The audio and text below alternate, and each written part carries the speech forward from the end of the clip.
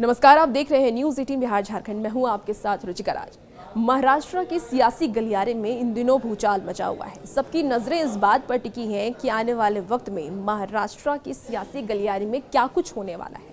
महाराष्ट्र के उप मुख्यमंत्री कौन होंगे, मुख्यमंत्री कौन होंगे और मंत्री कौन होंगे, क्योंकि जब से महाराष्ट्र में बीजेपी की जीत हुई है तब से सबकी निगाहें सिर्फ उप मुख्यमंत्री और उप मुख्यमंत्री और मंत्री पद पर टिकी हुई है। हालांकि आज इस सस्पेंस पर कहीं ना कहीं मुहर लगता हुआ नजर आया, यानी कि मुख्यमंत्री देवेंद्र फडणवीस रहने वाले हैं और उप मुख्यमंत्री 2 होंगे। कौन कौन होंगे वो 2 उप मुख्यमंत्री इस वीडियो में बताएंगे, और मंत्री पद की रेस में यानी मंत्रियों की रेस में किनके नाम पर चर्चा सबसे ज़्यादा है और किस पार्टी से कितने मंत्री बनेंगे वो भी इस वीडियो में हम आपको बताने वाले हैं। यानी कि इस बार महाराष्ट्र का जो राजनीति समीकरण रहने वाला है, कैसा रहने वाला है और किन मुद्दों को ध्यान में रखते हुए मंत्री बनाए जाएंगे, कौन इस बार सबसे ज़्यादा पावरफुल नज़र आएगा, तमाम जो आपके मन में सस्पेंस है इस वीडियो में वो सस्पेंस क्लियर कर रहे हैं।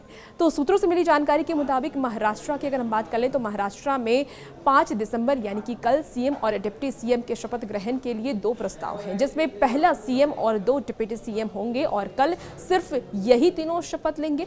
दूसरा प्रस्ताव ये भी है कि सीएम और 2 डिप्टी सीएम और कुछ मंत्री शपथ लेंगे। आज शाम तक फाइनल हो जाएगा कि महाराष्ट्र की नई कैबिनेट के लिए कितने लोग शपथ लेंगे।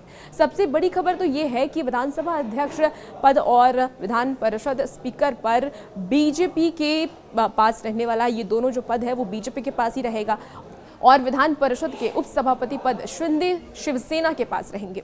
आज 3:30 बजे महायुति के नेता राजभवन जाकर सरकार बनाने का दावा भी पेश करेंगे। अब आपको बताते हैं कि नई कैबिनेट का संभावित फॉर्मूला कैसा होने वाला है। तो बीजेपी 21 सीट अपने पास रखी है, यानी कि 21 जो मंत्री होंगे वो बीजेपी के होंगे। शिंदे गुट की बात कर लेते हैं। शिंदे शिवसेना से 12 मंत्री होने वाले हैं और अजीत एनसीपी से 10 मंत्री होने वाले हैं। तो ये फॉर्मूला इस बार महाराष्ट्र का रहने वाला है। अब संभावित चेहरे पर भी नजर डाल लेते हैं कि भाजपा के संभावित चेहरे कौन कौन से हैं, क्योंकि देवेंद्र फडणवीस तो मुख्यमंत्री हैं ही है, इन पे तो मुहर लग चुकी है, लेकिन आने वाले वक्त में और किन किन नाम पर चर्चा हो रही है वो भी आपको एक नजर में बता देते हैं। तो चंद्रशेखर वानकुले जिनके नाम पर इस वक्त चर्चा सबसे ज्यादा है, ये मंत्री बनाए जा सकते हैं बीजेपी कोटे से। गिरीश महाजन को मंत्री बनाया जा सकता है। राधाकृष्ण विखे पाटिल को मंत्री बनाया जा सकता है।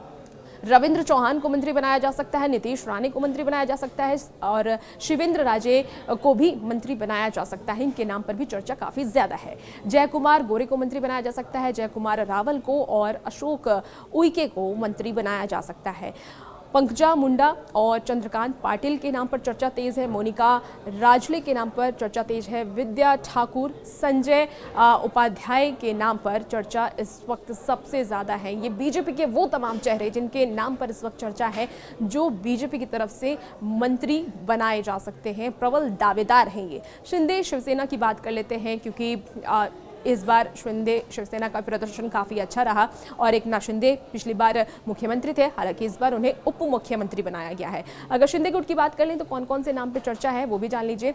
तो उदय सामंत, शंभूराजे देसाई, दीपक केसरकर और आपको ये भी बता दें कि दादा भूसे इनके नाम पर चर्चा है। इसके साथ ही मंजुला गवित और संजय राठौड़ के नाम पर चर्चा है। संजय शिरसाट के नाम पर भी इस वक्त चर्चा तेज है, इन्हें भी मंत्री बनाया जा सकता है। अजीत पवार एनसीपी के जो संभावित चेहरे हैं वो भी जान लेते हैं, क्योंकि अजीत पवार भी इस बार गठबंधन के साथ था और तीनों ने मिलकर के चुनाव लड़ा और इस बार बीजेपी की बहुमत के साथ जीत हुई है। तो इस जीत के बाद अब सबकी नजरें हैं कि किन चेहरों को आने वाले वक्त में मंत्रिमंडल में जगह मिलने वाली है और उसी की एक एक जानकारी हम आप तक पहुंचा रहे हैं। देखिए, अजीत पवार भी उप मुख्यमंत्री बन गए हैं, 2 उप मुख्यमंत्री बने। हमने आपको पहले बताया था कि उप मुख्यमंत्री में 2 दावेदार हैं, पहला एक नाथ शिंदे और दूसरे अजीत पवार। अब अजीत पवार के गुट की बात कर ले तो कौन कौन से नाम इस वक्त चर्चा में है वो भी जान लेते हैं। छगन भुजबल, दिलीप वलसे पाटिल और हसन मुशरीफ का नाम इस वक्त चर्चा में है।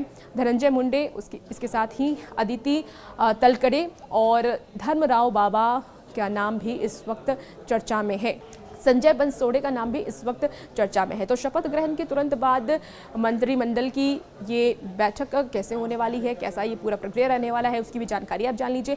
कल शपथ ग्रहण के तुरंत बाद राज्य मंत्रिमंडल की पहली बैठक होगी और विधानसभा के विशेष सत्र की तारीख तय कर दी जाएगी। राज्यपाल को सूचित कर दिया जाएगा इसके लिए और 7 से 9 दिसंबर तक विशेष सत्र आयोजित करने की संभावना है। इसके बाद नागपुर में सरकार का पहला शीतकालीन सत्र होने वाला है, जो कि 16 दिसंबर से शुरू हो सकता है, जिसकी तैयारी नागपुर में शुरू हो गई है।